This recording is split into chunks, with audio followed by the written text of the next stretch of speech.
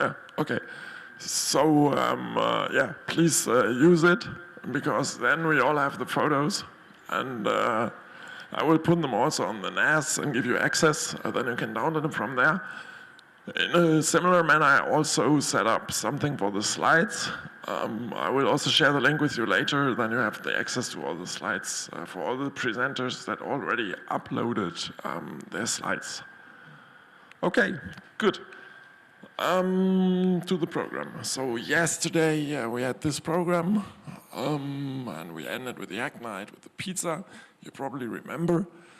So yeah, in the morning we had the distant keynote by Pierre Perron, who was telling us something about explainable AI, explainability, using graphs for understanding autonomy. Very important topic. And then, of course, we had some breakfast that you also still and already find outside, some impressions that you uploaded from the day. Then afterwards, after lunch, we had the talk by Siemens. And then afterwards, we went to the European Parliament just across the road and had this very nice presentation. And I was very happy about it because I always try to have some mix in the program and also some cultural things, some things that are important across our technological expertise. And the way he presented it, I liked a lot because he raised a lot of current issues across the European Union, and therefore it was very good. Because it was exactly not this, okay, European Union, 27 member states, this is the size, this is the GDP, whatever. And therefore I really enjoyed it, and I hope you could also take a little bit something from the talk. Yeah. Okay. And then it was evening, then we had the hack night, and yeah, you probably all remember the pizza, so very good. Thanks for hacking, for ordering it. And yeah, then you were all hacking, and the teams that I visited, they made already a lot of very good progress, so very good. And I was very satisfied seeing that, so very good. Tomorrow we have the next hack night where you will also have a little bit more time to continue. The one on Thursday will even go 1 hour longer, so there you can stay until 11 p.m. Okay. So today we have the talk of Andreas, which will be at 9, so in 9 minutes. Then you will have time to continue working on your challenges. You will have 1.5 hours to continue working on that.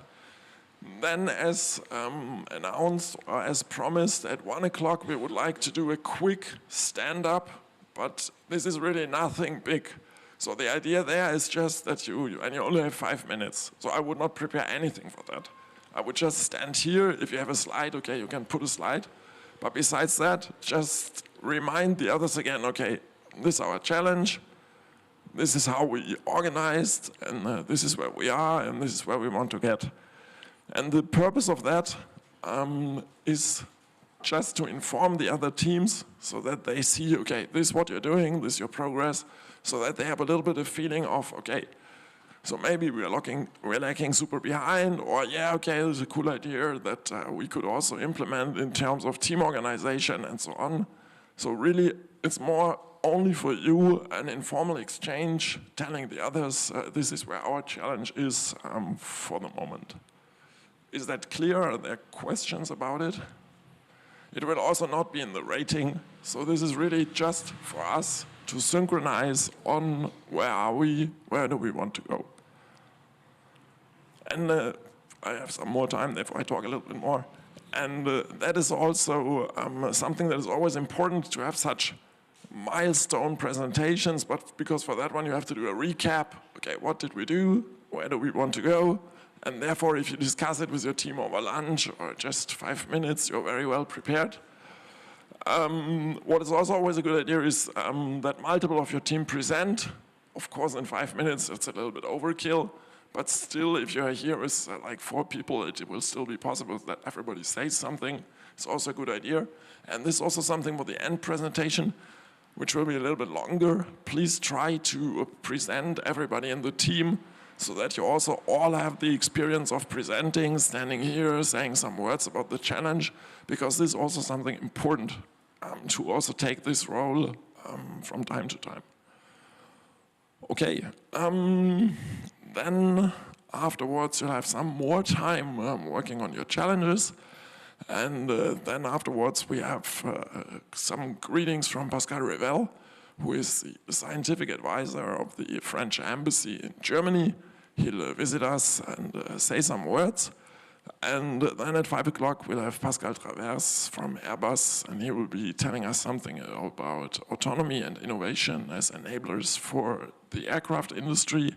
And then at 6 we do a short city walk.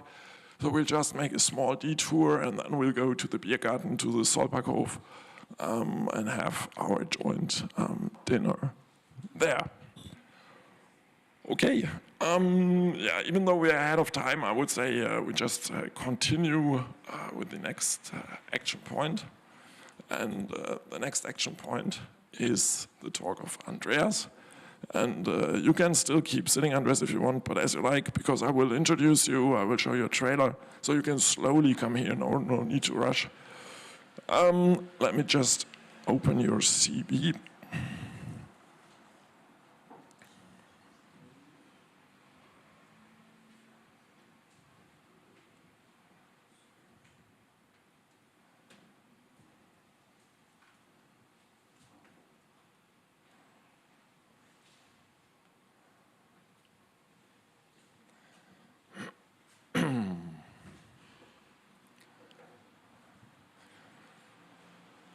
So Andreas is talking about circular economy, and it's still loading, and this is also something that we already heard the last days, and also yesterday in the talk at the European Parliament, they said circular economy, very important. So we are up to date with the buzzwords that he said we should keep in mind.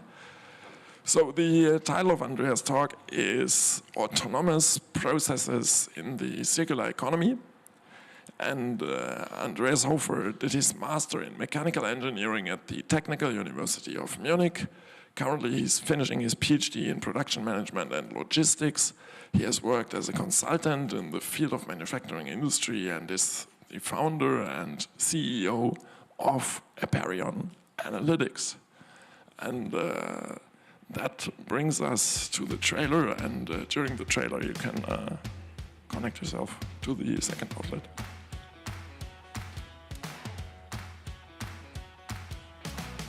Sustainable processes, and in special circular economy processes, remanufacturing processes are very complex because you need to get back old parts, you need to kind of identify them, do a lot of data processing and like a back turn. And then with the value adding process afterwards, we do have a lot of very complex product management issues, for example. And so the system has to be very reliable because otherwise nobody understands the outcome anymore. Me and my company, we deal with this complexity and with those systems that need to be very, very good to keep up production in big and small companies. That sounds already wonderful, and the floor is yours. Yeah, thank you for the introduction. Yeah, I just learned that you already heard about circular economy, I think yesterday, so this is, everybody's talking about it. It's getting more and more present in politics, but also in society. And this is why, yeah, the key focus of our company are circular economy processes, and especially remanufacturing processes as one of the most complex aspects within the circular economy. Let me give you a quick introduction about myself, so that you, Mark Oliver already gave a quick background. So I have a mechanical engineering background from TU Munich, also so bachelor and master but also about to finish my PhD at TU Munich with the focus on strategic technology management, so not really within circular economy processes. But as this topic raises and gets more and more, comes more and more to the focus of society and also to the business for the companies, we decided, so my co-founder and me decided to found this company and to help manufacturing companies with that. I spent some time abroad, also, for example, in the US, in Berkeley for my master thesis, but also in industry at Rolls-Royce in UK. Worked a lot for BMW in consulting projects, or in a regular work experience. So, what does my company do, or what does our company do? On the right side, you see obviously me and my co-founder, Michi Milde. And our company is focused on remanufacturing. So our core product is the remanufacturing management platform. I will introduce a few slides later. But where do we come from? So why is our name Aperion Analytics? It comes obviously from the analytics side, because what we found that companies use more and more data, or need to use more and more data because processes get more complex. More data is available, you can process more data, and especially if it gets more and more complex, you kind of need to elaborated systems to work with this data. And what we find in nearly all the companies we have been to so far is that they collect a lot of data, but not very much happens with that. So why storing huge amounts of data from different sources, from different plants, from different product development departments, and never use them? So they're just somewhere in the data lake and they swim wherever. So what we started off with is trying to utilize this data, trying to work more actively with this data and get something out of that, be more productive, and do some magic with this. And this leads, so in order to do this, you need to come from a conceptual design and then go through software development and implementation and support. So we basically do the whole process from the first thought of what to do with data in general to really have a system running that supports operative processes. I already talked about our core product, the remanufacturing management platform. And this is a topic that really became important for us and also for the companies we work with. We saw that especially in the field of circular economy and sustainability, companies didn't really know what to do. So this topic came up in the last few years. So there was a lot of potential to build up a totally new concept for a value chain and for production processes, and to really think them from the bottom. And this is what helped us here, or where we help companies with, to use this data from the beginning of implementing sustainable processes, and to basically cover the whole value chain from a very strategic point of view, what we see here down right corner with the portfolio, so which products to remanufacture to get into a closed loop. We'll come to this later. To how do we sell those products? How do we produce those remanufactured, recycled products? But also, how do we get parts back? So our base resource is not steel. We can just order somewhere, or wood, or whatever. But we need kind of broken products. So hopefully there are not as many broken products, but if there are some, we need to get them back as a resource. And then we do have a lot of operative challenges in disassembly, reassembly, reconfiguration, and so on. And this whole process is covered by our remanufacturing management platform. Yeah, I already gave you a short intro to our, let's say, 3 pillars we pursue in our company. So coming from the concept to bring in the expertise of data analytics to be a little bit more elaborated in working with data and trying to monetize this knowledge, this skill, this data that is somewhere, because most of the companies do have pretty good data and do have a lot of data, they just don't know usually. Then obviously you need the analytics skills kind of to build up all the utilization of this data, and then bring this to an operative process that can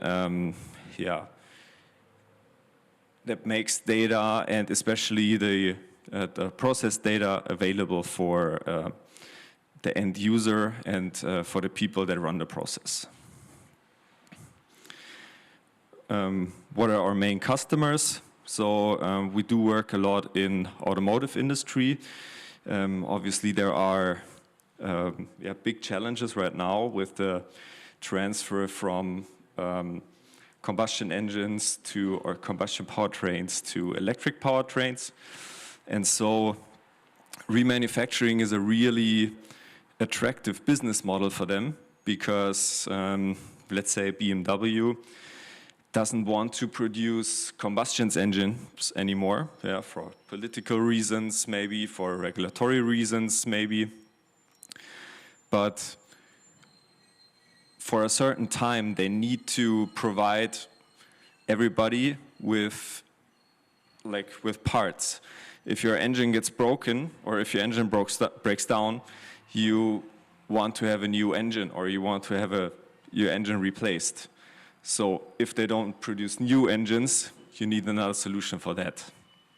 So one of these solutions, especially for the longer run, are remanufacturing solutions.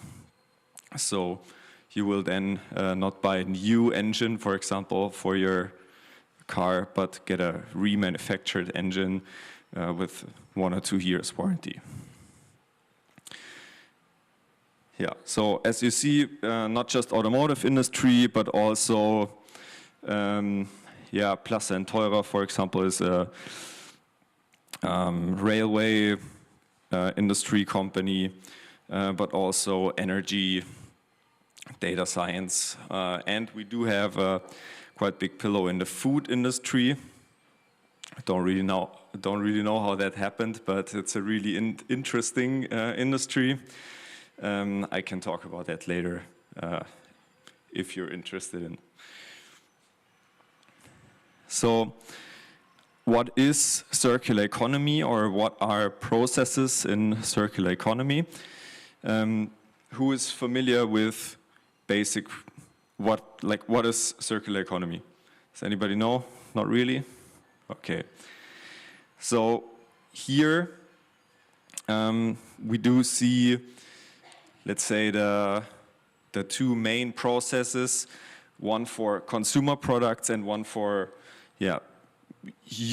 user products, kind of. So this is the left circle is everything that's just consumed, let's say energy, food, stuff like that. And on the right side, it's products like hardware products, cars, phones, whatever. What's interesting for us or for me is especially the right part of this image, where you see parts are somewhere from raw materials. Parts get manufactured at the parts manufacturer. The product manufacturer or the OEM builds, let's say, a car, and a service provider or the dealer, car dealership, would sell the car to you. So you are the consumer or the user in the end, and you use the car for driving around wherever, go on holidays. At some point, your car will break down or you need to go to the service. You will do that at your service provider. So this is just like a repair cycle. You would do that with a car, but would you do it with a phone that's 2 years old? Would you bring that to repair? I don't know. A lot of people don't. Would you bring back a toaster? You wouldn't. You would just buy a new one. Because already the small circle here, so the repair circle, sometimes isn't efficient enough so that you just buy a new product. Obviously, buying a new toaster instead of repairing it is not very sustainable. But everybody does because it's just cheaper. If we do have larger products, let's say like cars, everybody would do this cycle. That's clear. Everybody would do, let's say, a maintenance or a prolongation cycle as well. So you would, even though if you don't want to use it, you would sell your car and somebody else would buy a pre-owned car. So we try to extend the usage period of the car as long as possible by maintaining the conditions of the car as good as possible. So at some point, key parts break down. Let's say the engine breaks down. So in order to get back to the smaller cycles, you need to remanufacture or to kind of restore the function of the car. So you would buy a new engine. So if you don't want to just trash your old engine, because there are thousands of parts built in this engine, and maybe one part of these thousands is broken. So maybe a key part, so you will have to change the whole engine. Then it doesn't make sense to just trash the whole engine, but to try to use all the other parts and just trash that one part that is really damaged. So that's the main idea of remanufacturing, to bring back old products, try to clean them, try to repair them, try to mechanically get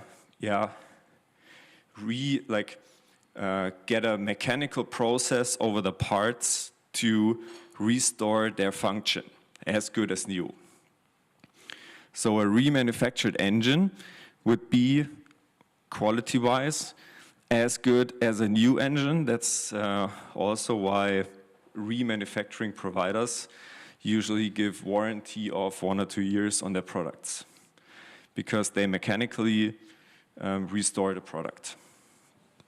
And if you can't do that, of course, there's like the largest cycle on the very outside, the recycling cycle, where you try to use the raw material of the part that is trash or that is damaged, so that you can at least use the raw material or parts of the raw material for the whole process. So the basic idea of the circular economy is to keep those circles, those loops, as small as possible.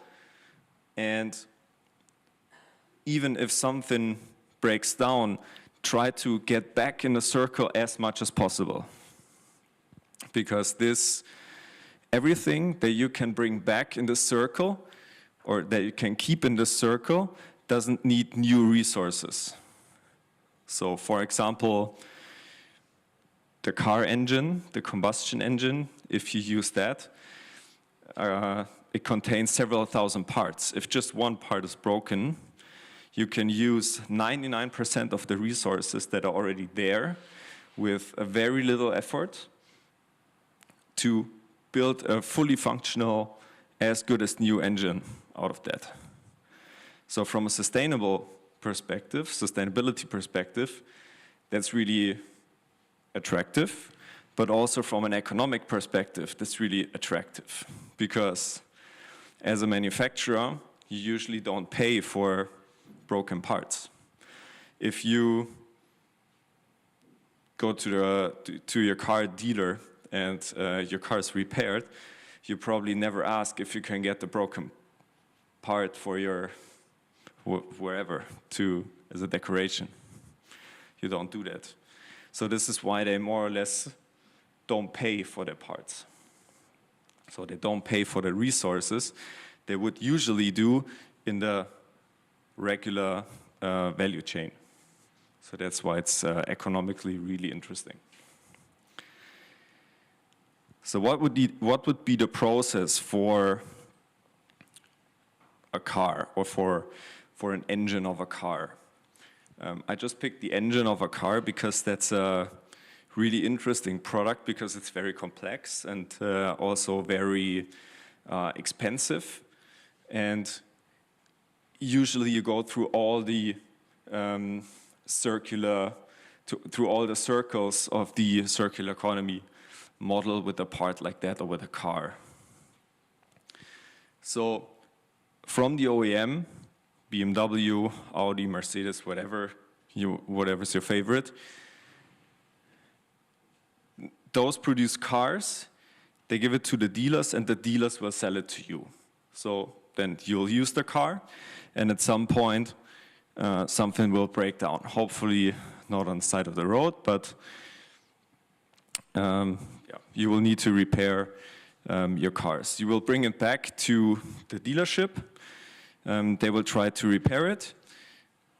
And this is where the circular process from an industrial side and from a consumer side will split up.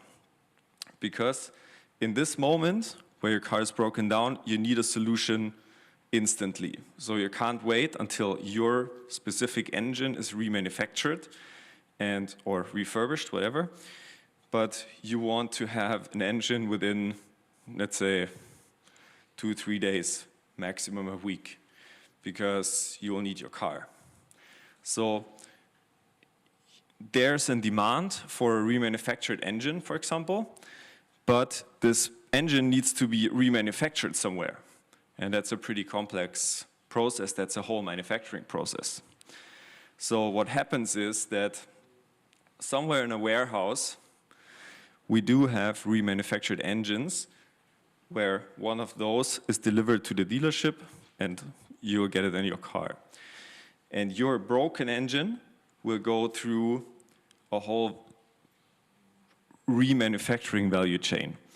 So first, it will be shipped to a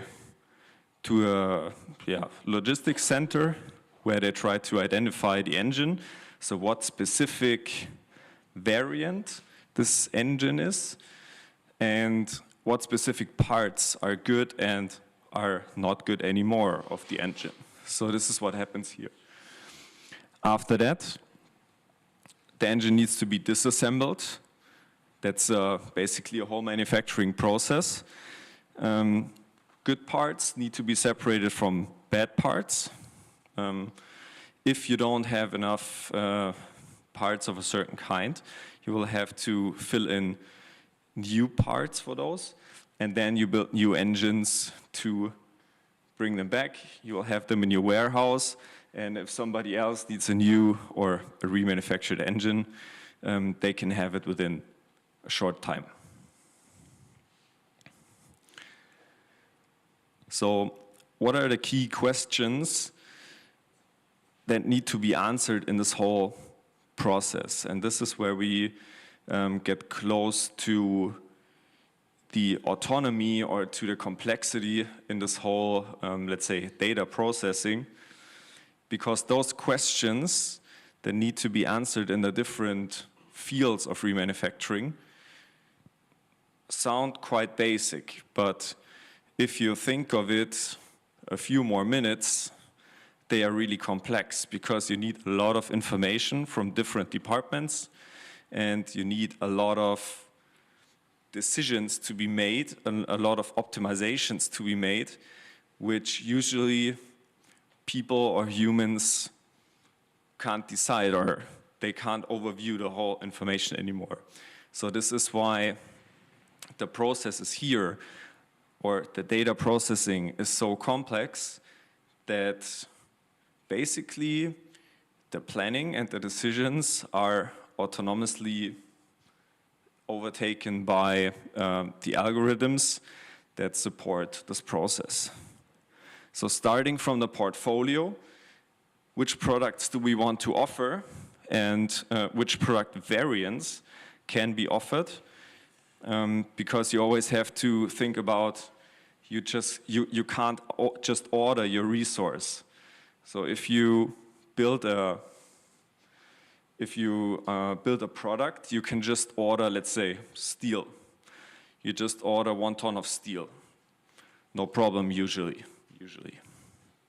But if you want to produce 100 remanufactured engines, you need 100 broken engines from somewhere. And you not only need 100, you will need 120, 150 broken engines to build 100 remanufactured as good as new engines. And in order to build a specific 100 of a specific variant, you will need 120 of a specific variant. So you don't know what variants will come back from the market in order to plan what variants or what products you can offer your customers. So this is a very complex topic if you think about a few seconds more. Also very important for a company, so what is the quantity we plan with, because they do have expensive plants, expensive assembly systems that need to be utilized. And how can the supply that we get back from the markets and the demand we do forecast in the sales, and we can also kind of manage what we sell our customers, how can that be matched optimally?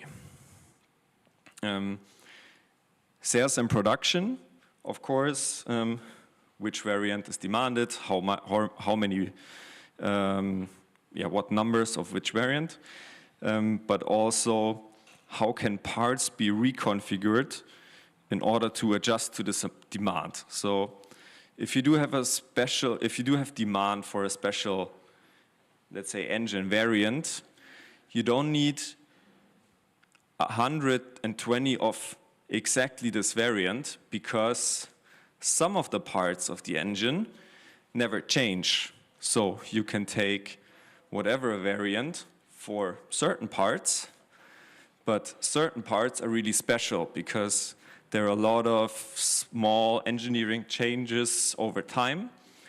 So if you find, let's say, 150 engines from different variants, out of those, you can build, let's say, 100 engines from totally different configurations. So this is a highly complex reconfiguration problem, because an engine consists of thousands of parts. So you can reconfigure those thousands of parts per engine with all the thousands of parts from the other engines to build a totally new portfolio of remanufactured products. I already talked about the reverse supply chain. How many cores will come back? So cores are the broken parts, basically. When will they come back? How many do we have in stock? How many will we have in stock in a certain time? So this is all, let's say, operational planning that comes in here, and then also really operational, the whole disassembly planning. So when to disassemble which cores in order to have the parts we need for assembly to be able to build the specific variants, the specific numbers of engines we want to produce that day or the next day.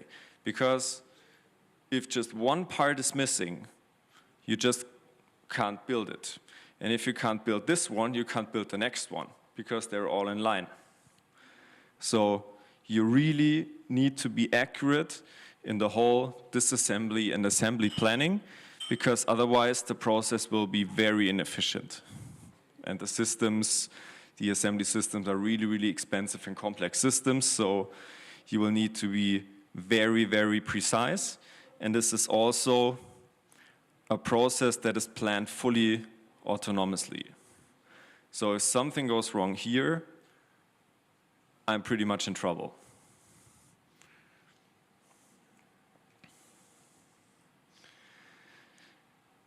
To give you an idea where, like on what company levels the different tasks I just talked about can be taken into account or need to be kind of be allocated. I put it here in this triangle. So we do have processes that are really strategic. I talked about the portfolio definition already.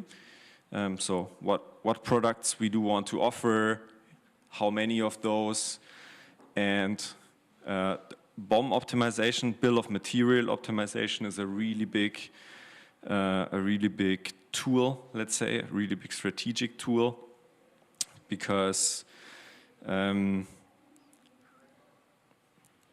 we do get back parts. We do get back old parts, and depending on how many new parts we try to, or we fill in a remanufactured engine, we can stretch or shorten the amount of engines, of remanufactured engines, we can produce in total. So if we, for example, stretch our used parts with 10% new part infill, so 90% of pre-used parts, we can, let's say, build 10,000 engines. If we increase this new part infill by just a few percent, then it might mean that we can use a lot more pre-used parts, because the shortage of parts always is one of the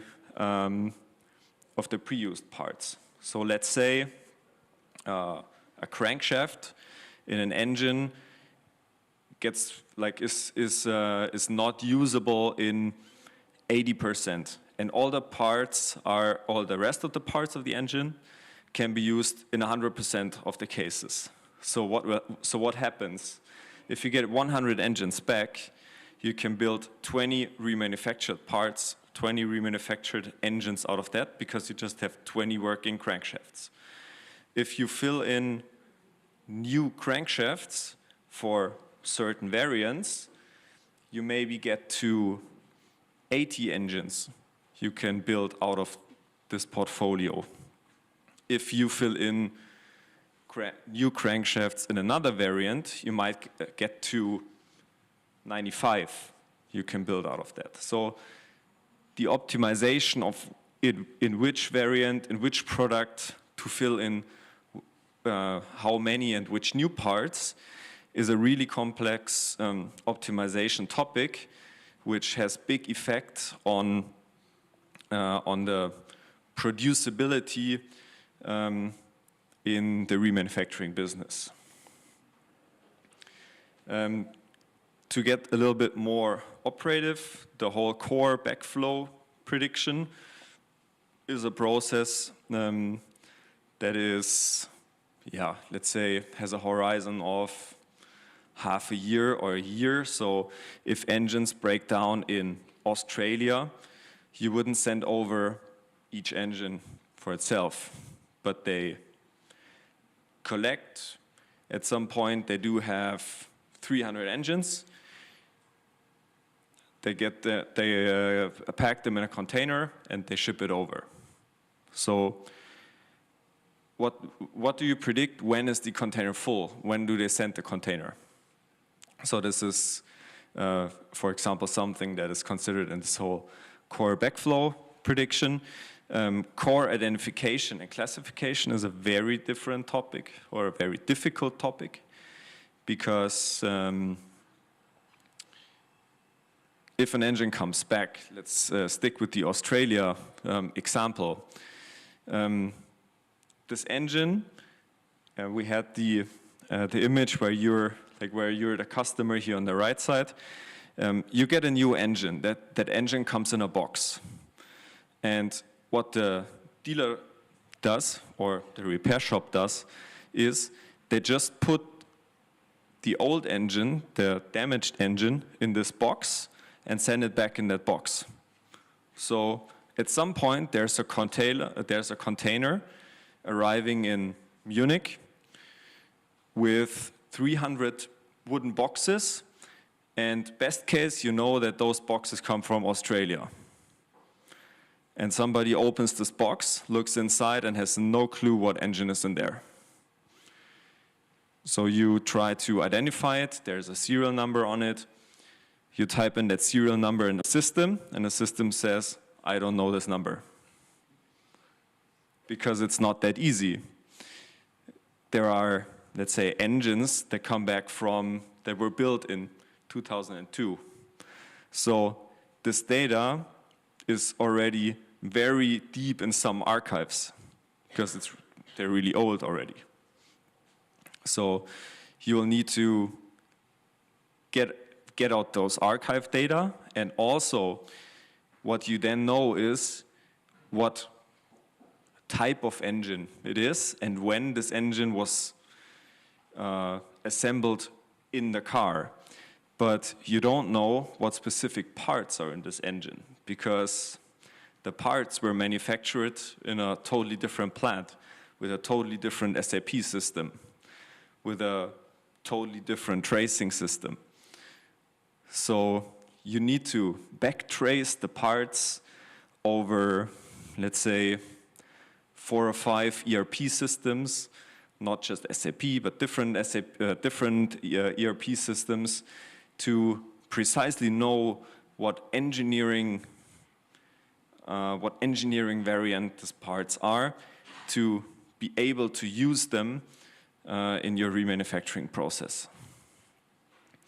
And on a very operative level, of course, the reverse logistics management, knowing what cores where on this planet and how many, when will they be where you need them. Disassembly and reassembly planning, that's a very operative task as well. Very autonomously planned processes. Also stock sizing and optimization are really operative processes, really highly automated processes as well. So I would say the more we come to operative processes, we will be more and more autonomous, because it's just a lot of data. And the more and more we come to strategic decisions, especially managers want to have the feeling that they take the decision, but in the end they don't. In the end, you just try to give them a transparent idea of what happens with the data.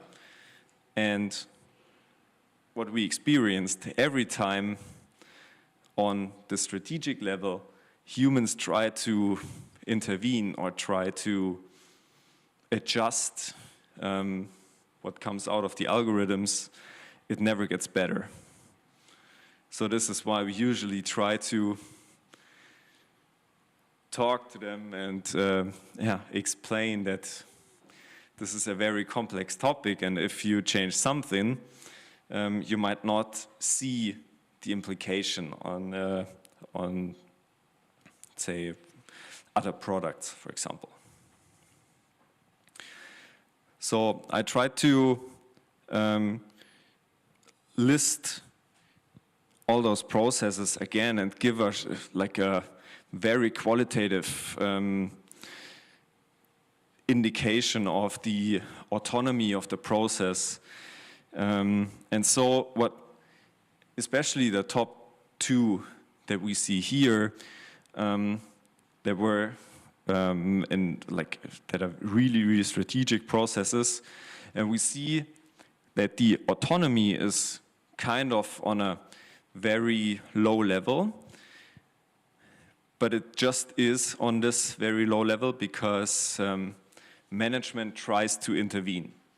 They don't want to give away that decision, because that would mean that they give away responsibility and that they kind of lose their task.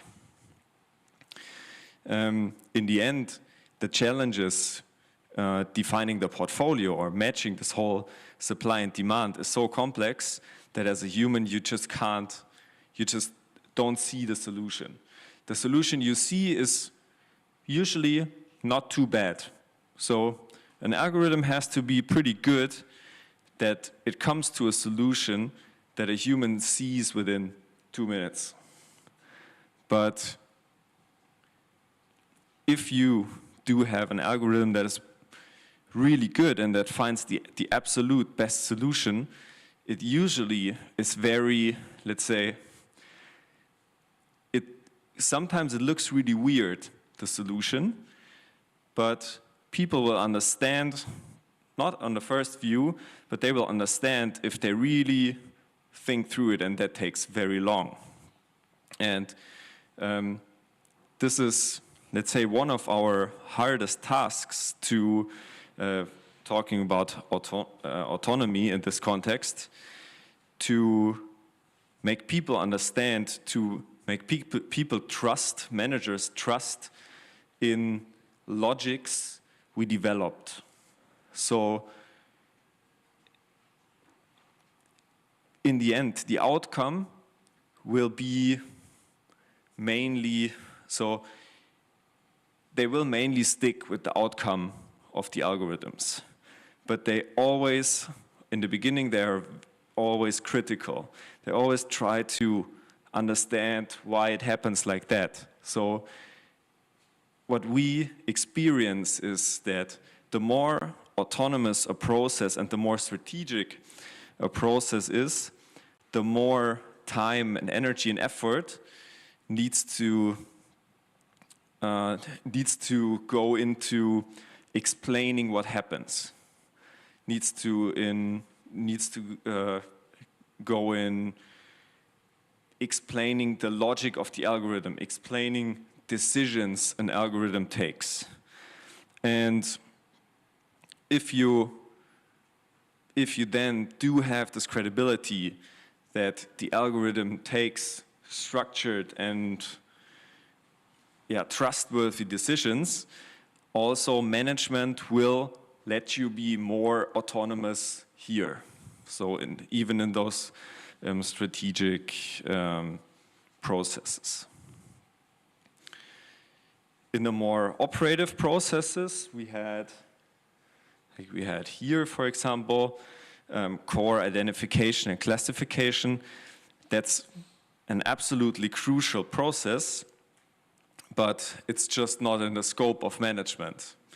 So they usually tell you, okay, just make it happen. Make it happen, make it efficient, make it fast. So they will just let you do that with fully autonomously, but the impact of that is nearly as high as with the portfolio definition, because if you don't know which parts you do have, you just can't build, you just can't remanufacture. Yeah, same thing with the BOM optimization. That's a highly strategic tool to to match market demand and supply of old parts, which is just too technical, so that it's not within the interest of management. So they just want to have it quick, efficient, just solve the problem. So I talked about a lot in theory. I want to give you at least some impression how it looks like in real world. The supply and product management dashboard, for example.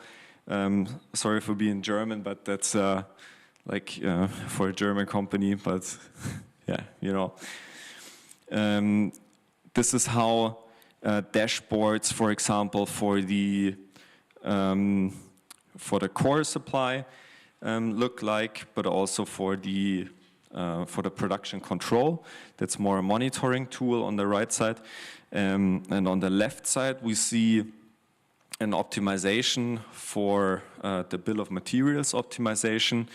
And what we see on this axis here would be the quota of remanufactured parts, so of old parts, so to say, with 0% here and 100% here. So if we just use remanufactured parts, we could produce 800 engines in that specific case.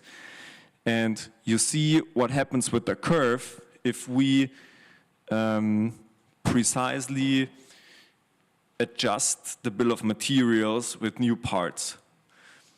So that's a typical curve.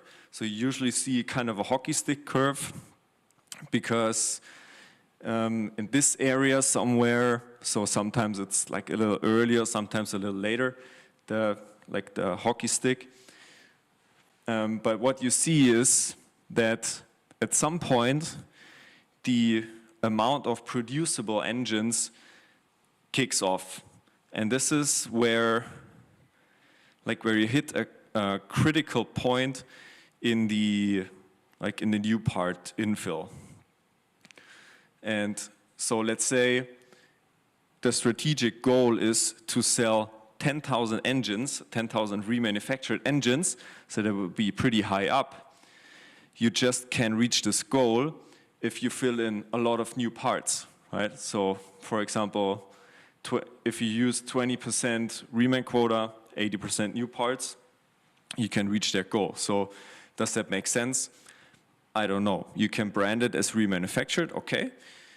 But what would make sense, let's say something around here, where you do have at least half of the engine with remanufactured parts and 50% new parts. That's at least not bad if you can use the high value parts. And those models, especially the BOM optimization, is a pretty complex problem. We work with a pretty elaborated genetic algorithm, because it's just you can't. We tried to build a mathematical model, but at some point there are technical restrictions where it became so complex that we had to switch to genetic algorithms. This is just one example of that. What are the technologies? We do work a lot in Python. Visualization usually in Power BI, because it's just there, it's just accessible. We do build our own visualization as well. And as a data provider, more or less, we usually do have Palantir or some AWS data clouds.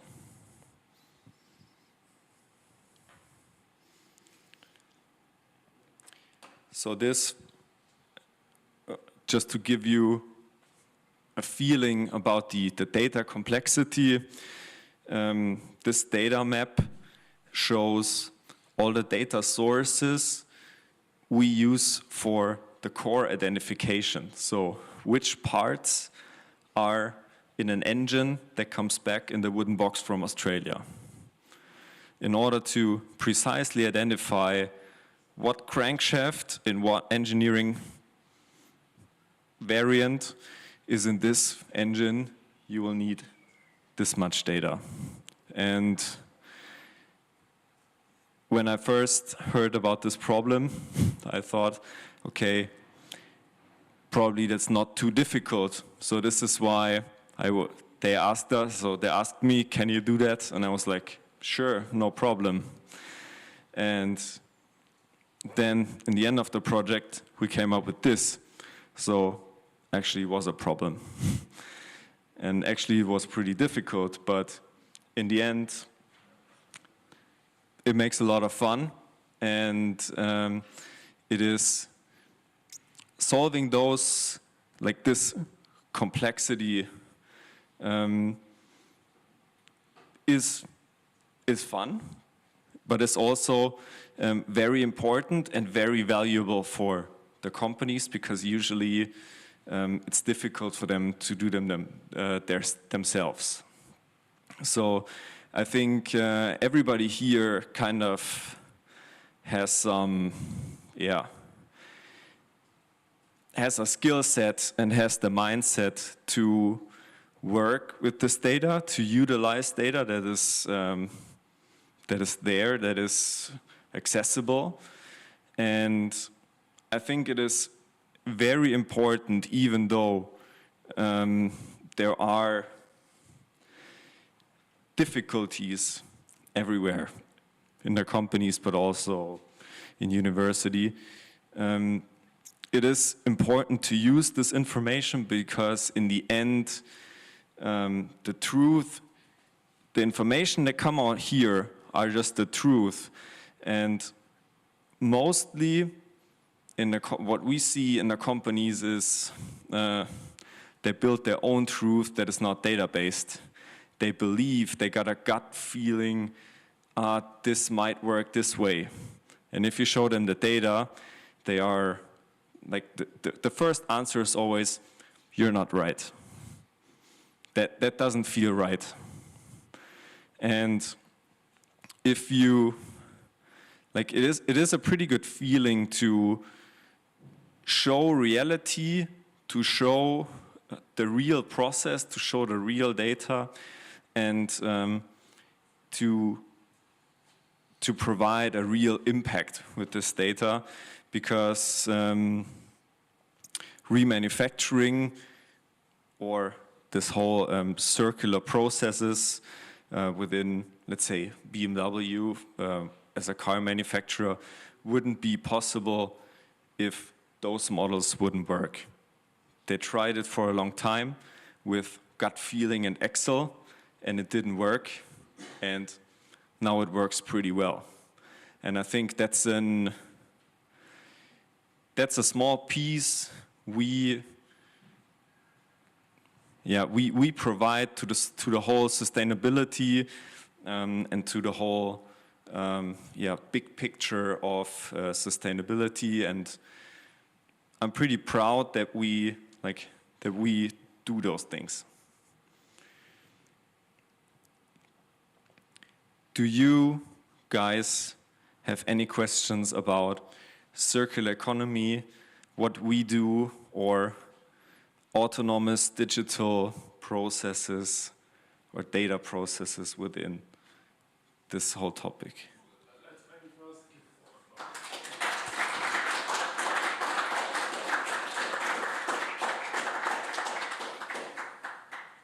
you can moderate your questions. Okay. Okay, good. First question was here. Wait.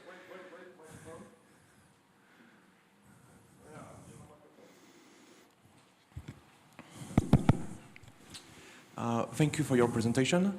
So in the vision of customer and remanufacturer circular economy, how transparent is the process of taking out a piece and replacing it with another piece that has already been manufactured, transparent to the user? Like, do they have a saying in, yes, I want this piece to be changed, or is it like completely opaque? That depends if you just replace a specific part, or if you replace, let's say, the whole engine or a whole group of parts.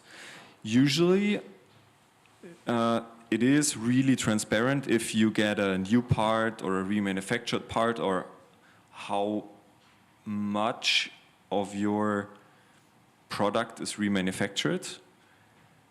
Usually it will say, okay, that's a remanufactured product, but it doesn't completely tell you how many new parts are in that. So usually transparency is there, but there's a lot of marketing in it as well. Follow-up question, how common is this practice in the industry? Car industry tries to pretty aggressively get into that. It is common not for engines so far because they're super complex, but for, let's say, turbochargers or head units, it's pretty common already. So I know at BMW you can buy quite a lot of parts as remanufactured parts, and I know it from other car manufacturers as well. They do that as well. There are industries that are pretty advanced in this whole thing.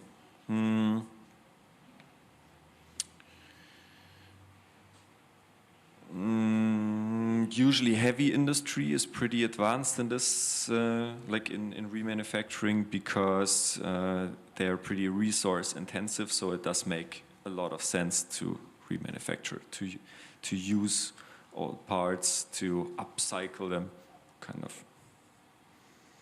Now, unrelated question. Now, all those companies that have data in the data lake that they do not use, they have a variety of technologies, different servers, different data formats. I assume every time you have to come up with the right tool to process the data, right? Different dashboard tools, different data map tools, maybe. It happens all the time, or do you try to have your technologies and have the customers use them in the end? Both, because I'm convinced that it is, especially for a topic like this, it is kind of an illusion to build a software product that is plug and play for every company. That won't work. Exactly like SAP doesn't work plug and play. They do have their modules, as we do as well. Like, we do have our modules, our functionality modules that need to be connected specifically within the company. So the infrastructure within the company is so different, the data structure is so different, also the products are so different, that it's just not possible to build a plug-and-play software product. So this is why we do have standardized software modules, software products, sure, but you will need to adapt them for every individual case. And I'm pretty convinced that it is not possible to build a one-fits-all solution. Maybe it is, but it would be so difficult that it's probably not worth it. Dankeschön.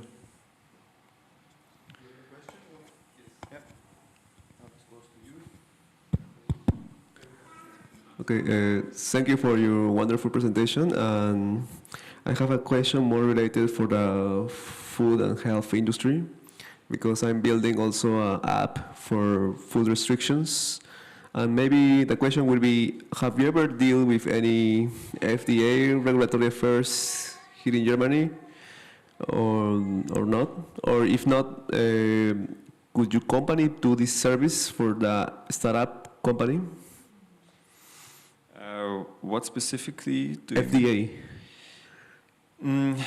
We do have to deal with the regulation, of course, yes. What we do in food industry is mainly fully autonomous production planning. So, I mean, cooking, if our customers are cooking several thousand meals a day, so 1 ton of food a day. So you will have to deal with the regulations, sure, but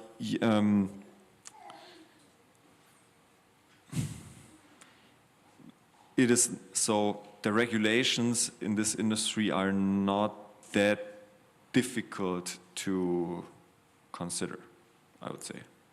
For example, I saw the example in your presentation of Ever Kitchen. Yes. So maybe you can share a little bit that case, if it's possible. Yes. So Ever Kitchen is a provider for food boxes. So let's say customers of Ever Kitchen get 2 boxes a week, so per mail, where there's food in for the whole week. So each box is half a week food, breakfast, lunch, dinner, snack, and the food that is in that box is designed for your specific case. So calorie-wise, nutrient-wise, food style like veggie or low carb or keto or whatever. And so they basically cook individually for each customer. And of course, they don't cook individually for each customer, but they have to cook in larger amounts. So breaking those hundreds or thousands of different customer programs down to how many tomatoes do I have to buy, how many kilo salmon I have to buy through the different production processes, and then to delivering the right amount of the right meal to the right customer at the right time. So this is a fully autonomous and automated process we built for them, or our software solution provides them, basically. Oh, that's great. Since you said like the FDA is not difficult to find, maybe I can contact you after the conference, because we are doing also a GmbH and we are really having a hard time to apply for the regulatory affairs. I will contact you later. Thank you so much. Okay. Okay. Yeah, thanks a lot for the nice presentation. I have a question which maybe has a business aspect and more like environmental aspect to it. So you talked a lot about the automotive industry, which maybe uses your techniques and the general idea of circular economy, and that's great. But for other types of markets, what would you say is cite as a prime example of market that is not using these types of techniques and this type of thinking of circular economy, whereby it would, you think it's a priority market for you to develop on one hand, and on the other hand, like where it would have the maximum impact on the environment, basically. Where do you think there's a lot of potential, and what would it take for this to actually happen? Yeah, that's actually a pretty interesting question, because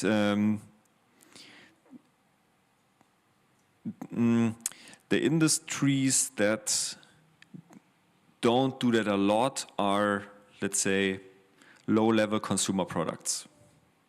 Toasters, water heaters, whatever, I don't know. Cheap, kind of cheap consumer products. If they break down, you just throw them away.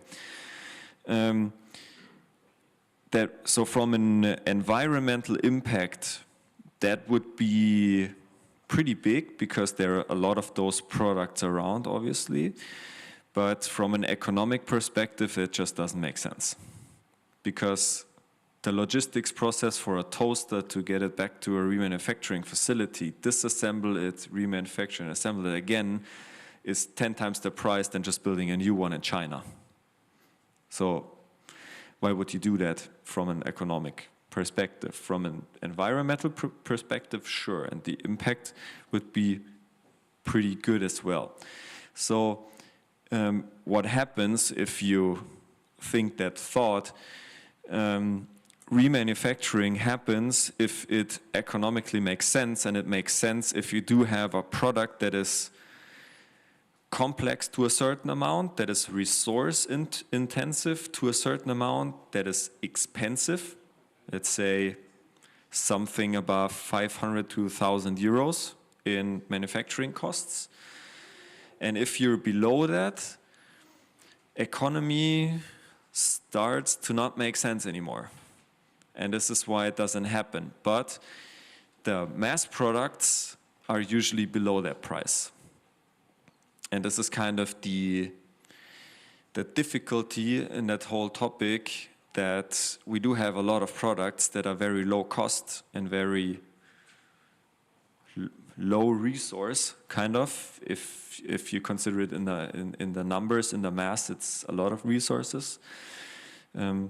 But there it's just economically not attractive. And this is why it's not done.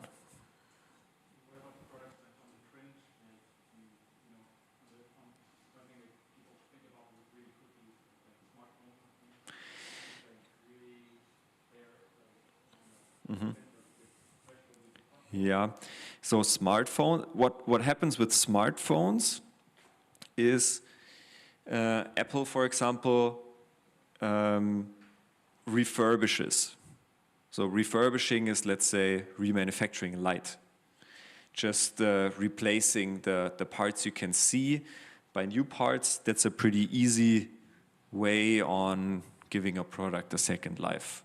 So this is already a good approach, but I think the refurbished market is not super attractive for Apple, for example, because their main business is to sell a new iPhone every 2 years to everybody. So it's not their key interest to sell refurbished products, because also technology develops pretty fast. Toaster technology doesn't. So high-tech products are a little bit difficult because of that, but low-tech products would be a lot more interesting. Yeah. So obviously what we try to do with all the things, like with our remanufacturing platform and also with the whole efforts we put in this whole topic, is to get this threshold down from 1,000 or 500 euros to 300, 200, 100 euros, so that we get more and more products in this cycle. Because what maybe happens, that those low consumer products end up in a recycling circle. So if you remember the image in a very far out circle, that's better than nothing, but it's not really good. Regulation helped a little, but it also makes some things difficult, because regulation usually doesn't think the thought to the end. So sometimes regulations set impulses that are that they kind of make sense. So the idea is usually pretty good, but there's a lot of potential to fake. To how do you count what? How? So this is difficult sometimes. Yes, but in general, regulation helps. But I think what most helps is that people start to think different.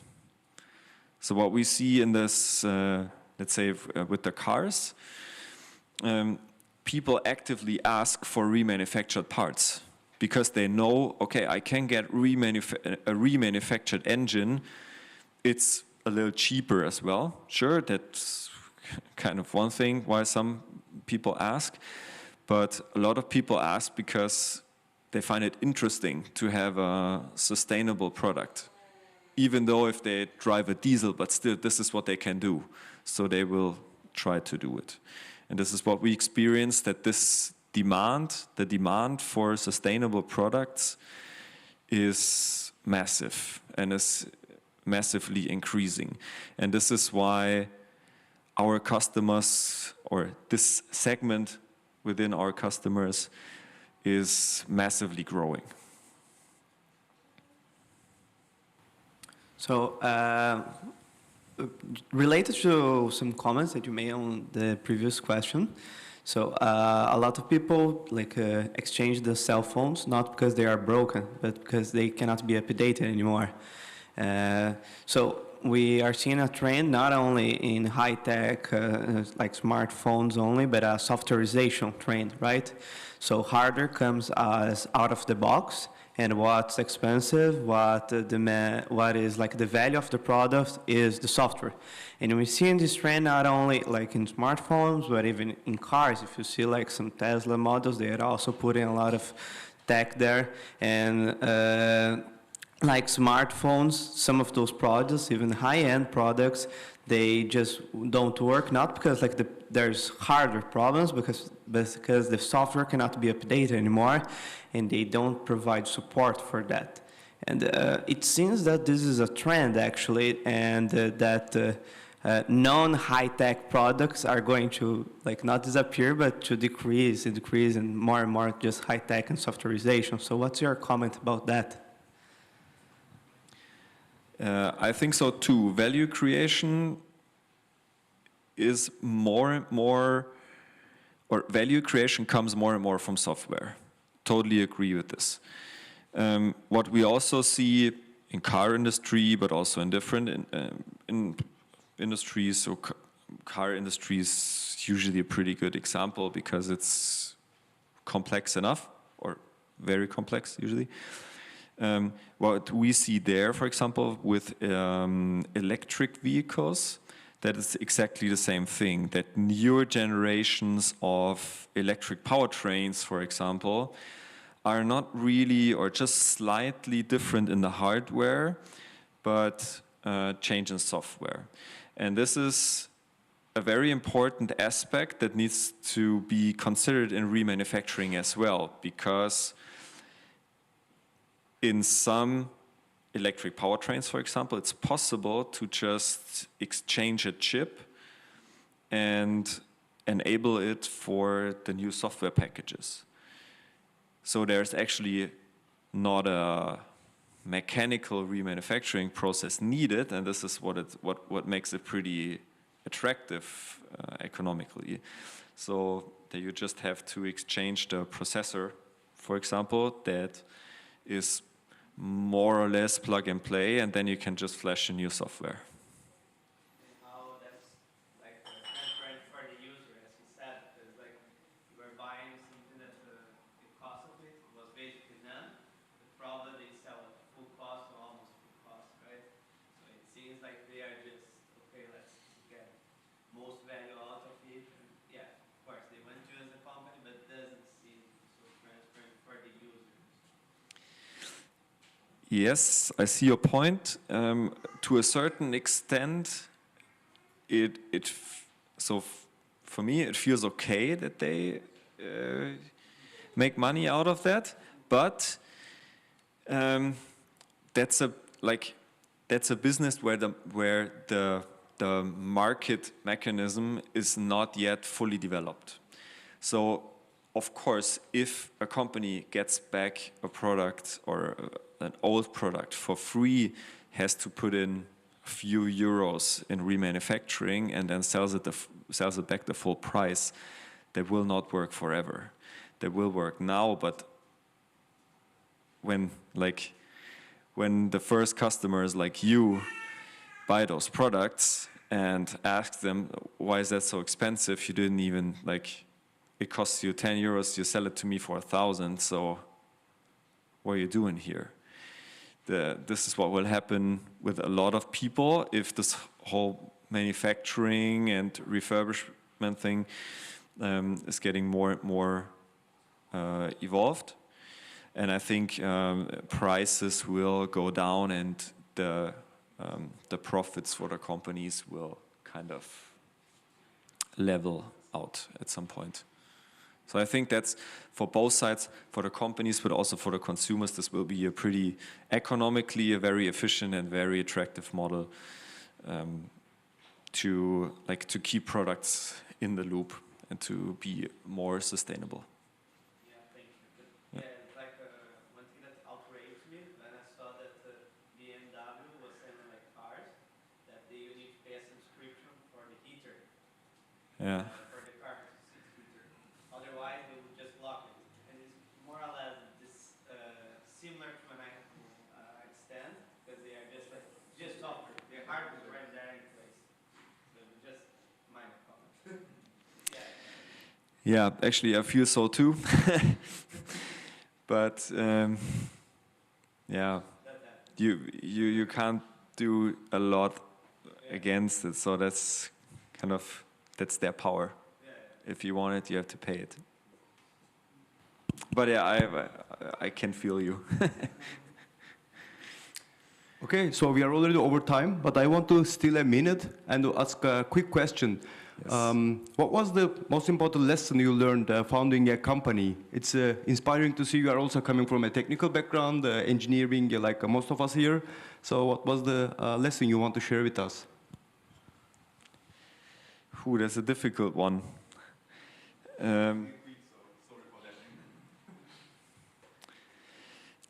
I think what's very important if you come from a technical background is that you understand that founding a company or business is not only about having the best technology or having the best idea, but at least half of it is selling your idea and is telling a good story and making a good show.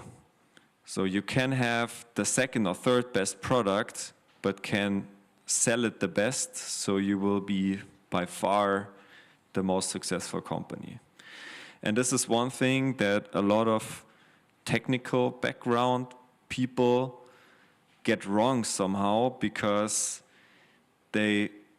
so a lot of friends of mine as well, they do have very good products, very good algorithms, very good ideas, and they always ask themselves why don't people buy it? It's like it's the best solution. It's technically the best solution, and sorry to say, but that doesn't matter. It does matter, so the product has to be good, but it doesn't have to be the best. There's a lot around the solution itself. And this is very important to understand. And in the long run, I'm absolutely convinced that a good or the best technical solution will succeed. But until there's a lot of way to go where selling, marketing, storytelling, showing, visualizing your product, that's very, very important. Optics, visuals is very important as well. Very good. So thank you very much for this super interesting keynote.